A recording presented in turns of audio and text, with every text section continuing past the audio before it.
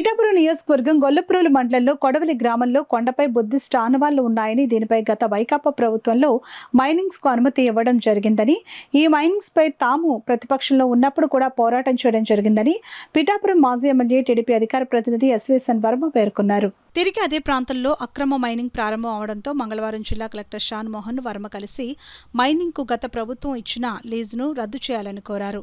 ఈ సందర్భంగా వర్మ మీడియాతో మాట్లాడారు. మరి జీడి మామిడి చెట్లు వేసుకుని పండించుకుని జీవనోధారం ఉంది.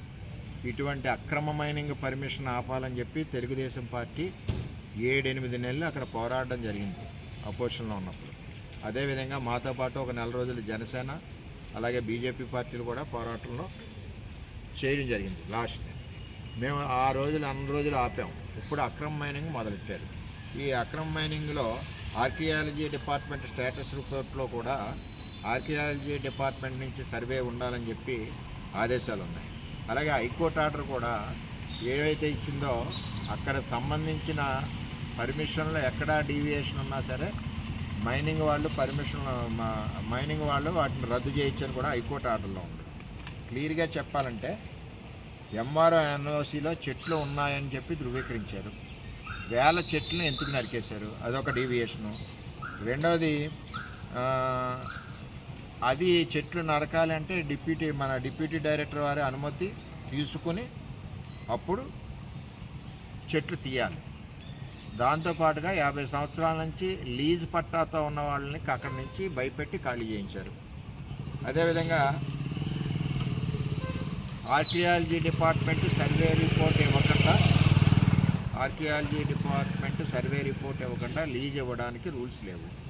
అటువంటిది కూడా పక్కకు పెట్టి ఇవ్వడం జరిగింది.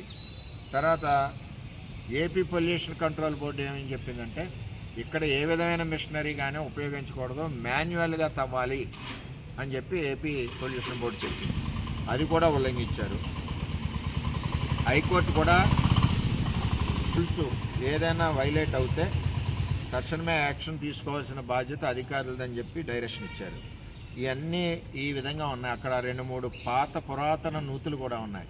ఇవన్నిటిని కూడా డిస్టర్బ్ చేస్తూ ఇన్ని వైలేషన్స్తో వీళ్ళు అక్కడ చేస్తున్నారు.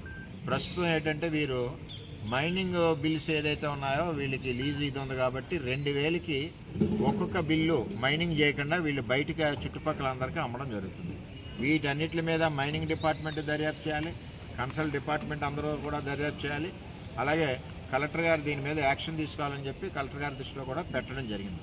ఏదైతే అక్రమ మైనింగ్ జరుగుతుందో అది కూడా వైసీపీ టైంలో రూల్స్ అన్నింటిని కూడా పక్కకు పెట్టించిన మైనింగ్ ఈరోజు మొదలు పెట్టడం జరిగింది 4-5 రోజులు.